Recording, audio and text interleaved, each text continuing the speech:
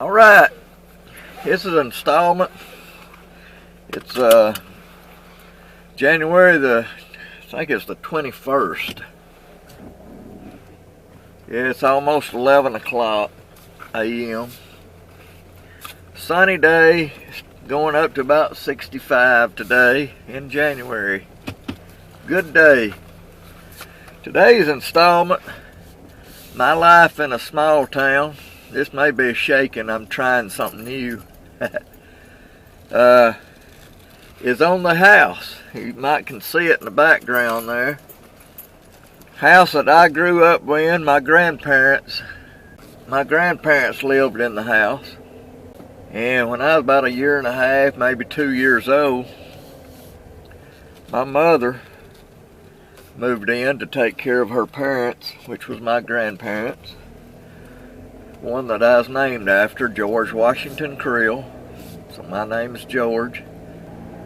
Anyway, we moved there. I remember seeing the deed where my grandparents bought the house. They bought it from the Graveleys for $600, the house, and about a 3/4 acre land. And mother, you know, after we moved in there, she bought it from them for $1. And I was raised there. My sister was raised there. My brother was raised there. And guess what? I'm still there. Right here in Summerton. Mother, it used to have an old shack in the back. It ain't there anymore. Me and my son Brad tore it down because it was getting in bad shape. Me and Brad, we tore it down, burned it, and everything. Used some of the better lumber and kept it. Well, we've used it here and there. It's where they used to keep coal, kindling, all kind of fruit jars in the house and everything. And I remember going out there getting the coal. I remember them old dump trucks. They'd tear about 3 of the planks off the front, and that dump truck would back up to it. And I remember them men would get in there and shovel that coal off inside the shack. It was pretty cool, and you know, where the coal wouldn't get wet and everything. And there's still some coal back there in the back of the house, kindling and everything, and got one right behind the house that's still there. They called it a wash house. It's where they used to go back and wash clothes and stuff. While me and Brad was burning that long shack though, we was sitting there in the little lounge chairs, and I think maybe some spiders crawled up. I had shorts on probably. And I'm pretty sure it was spiders. They crawled up and one got me on both legs. And I stayed sick for about a month. Just a real low fever, just enough to make you feel bad. And it lasted for about a month. I had chills and everything. I don't know what kind of spiders it was. I'm pretty sure it wasn't a brown recluse though. So we done that, and I remember when it was there, my grandpa, he done a lot of woodworking. Had a lot of sanding tools and stuff, and me as a little old boy, I was probably 4, 5, 6, 7 years old. I remember getting out there, getting into his tools, and buddy, he would get on to me. He didn't want nobody messing with his tools. We used to get and walk on the top of it. There used to be 2 shotgun houses out there. All them houses used to be mine houses when the mines was over where the city hall is now. And I believe all them houses was probably mining houses, because on both my doors, front doors there, one said 47, which is still there, and where the living room is now said 48.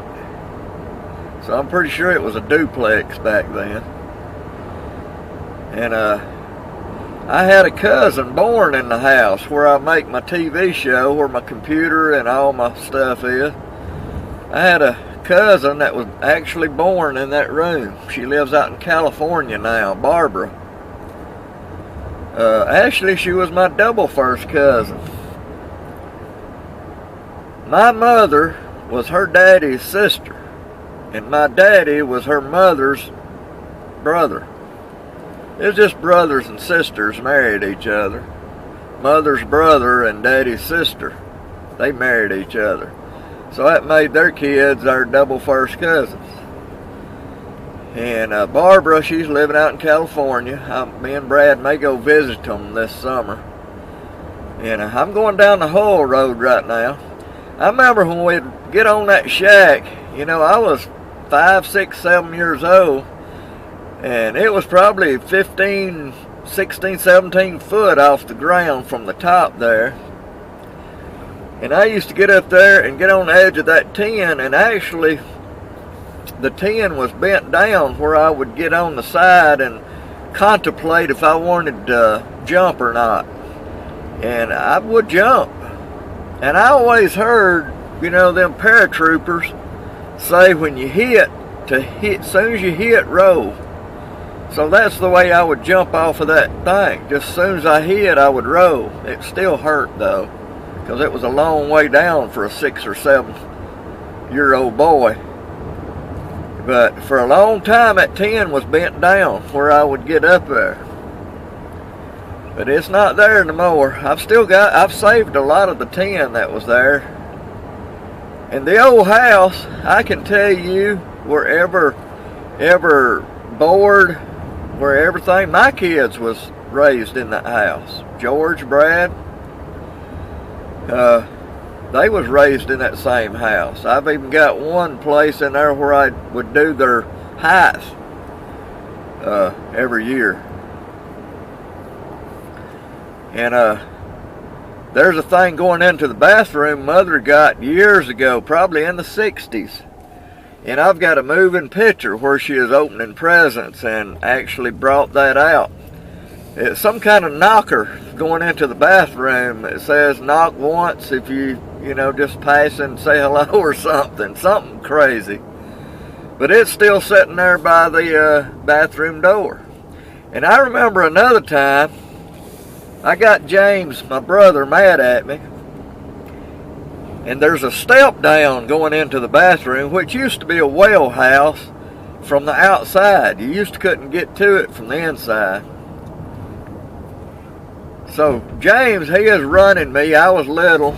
I eventually grew up bigger than him because he was small.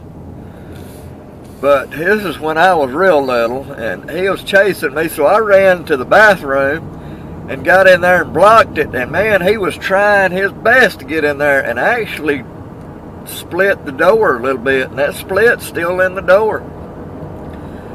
And we used to play football out in the front yard, a bunch of the boys and everything. You know, back in the 50s and 60s, you know, neighbors would play together. I mean, we'd play till dark.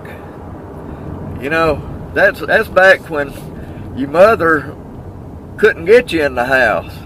You know, you'd stay out there till 10, 12 o'clock at night. They'd be hollering at you, come in the house. And you know what they do now. You can't get them out of the house. You know, they got them games and everything, which we didn't have them games. We'd have probably been on the games too if we would have had them, but we didn't have the games. But anyway, that old house, it's been there. Somebody told me that had lived in Summerton a long time, told me that house was built in 1938. And my grandparents built it. My grandparents moved in it probably in the 40s, because we moved there with them. And I remember we used to visit before we even lived there. We used to visit, and that had to be the early 50s, so they had to have bought the house in the late 40s. So we moved there, we moved in the house when I was probably 1955. So that's how long I've been in the house. But anyway, that house has been there a long time, and Mother supposedly left it to the heirs which would have been my brother's kids, me and Daddy, my sister, and me. But the way I hear it, a deceased can't get a part. And James actually died a day before Mama died. So his kids don't get it because a deceased can't get it. So me, my sister, and Daddy got it. And my sister gave me her part. It ain't on paper or anything, but verbally she said, you can have my part. And my daddy, he's dead now, so that leaves me with the house. And I've paid taxes on it, which taxes ain't very much. I pay taxes, I cut the grass, I keep the house up. If pipes bust, I fix them.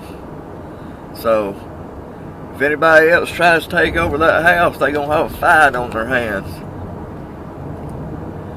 And that's just the way it is. You know, I've lived there all my life. My family's lived there all their life. And don't need somebody that ain't been on that property maybe a couple of times in their lifetime coming in there trying to take it from me, because it ain't gonna happen. So I'm there. My son lives with me now. So this is 2015, and I'm still living in the house. It's getting pretty rotten.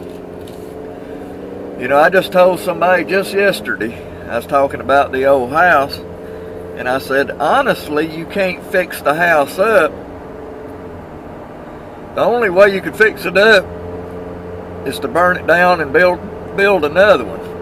Because you can't fix it up because the wood that's on it is pretty well rotten, and you can't nail more wood onto that rotten stuff. It just don't work. And the only time it leaks a little bit in certain rooms, but the only time it leaks is when it rains real hard for a long period of time. That's the only time it leaks. And it very seldom rains a long time real hard. You know, it may just sprinkle or rain a little bit.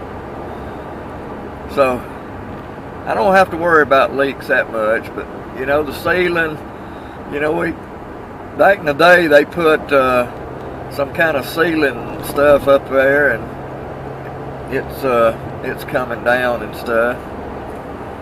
But I don't care. Me and my son lives there, and it pretty well keeps the rain off our head, and we're comfortable.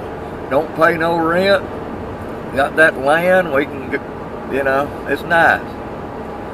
So that's all this segment of the house we lived in. So I'm going to stop here and eat, and I'll see you on the next segment. And I'm not really sure what it is, but I'll see you on the next one. See y'all.